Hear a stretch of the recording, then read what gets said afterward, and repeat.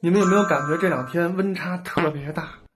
暖气也没来，然后家里头比外面还冷？北方的朋友应该深有体会啊。然后这段时间呢，身边感冒发烧的又特别多，还有些孩子得了新冠或者其他的上呼吸道感染之后好了，但是晚上睡觉前还总是咳嗽，得坐下来一会儿不咳了再睡，白天咳嗽还有痰，还不容易咳出来，吃了1个月的中成药也不见好，怎么办？我告诉大家啊，其实很多时候我们感冒发烧之后还一直咳嗽，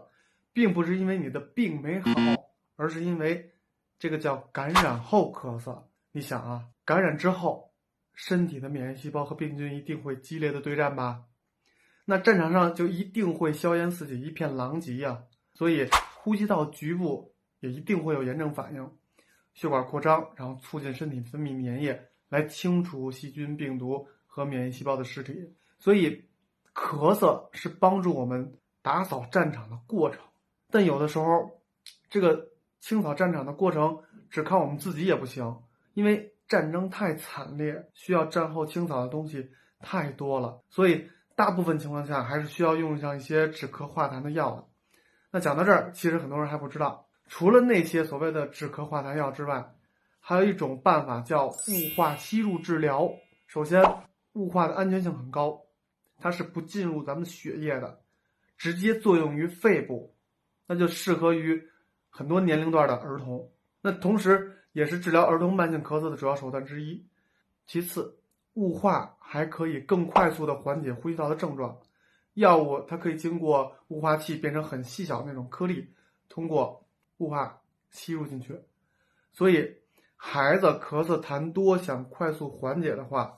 完全是可以用雾化的。当然这里要强调一下啊，虽然现在家用雾化机很方便，你在家就可以做雾化，但还是要让医生帮助你判断使用哪些药物。比如那吸入的呼吸道的靶向消炎药，最好选择原研的，吸入用布金奈德混血液，可以降低呼吸道局部炎症反应。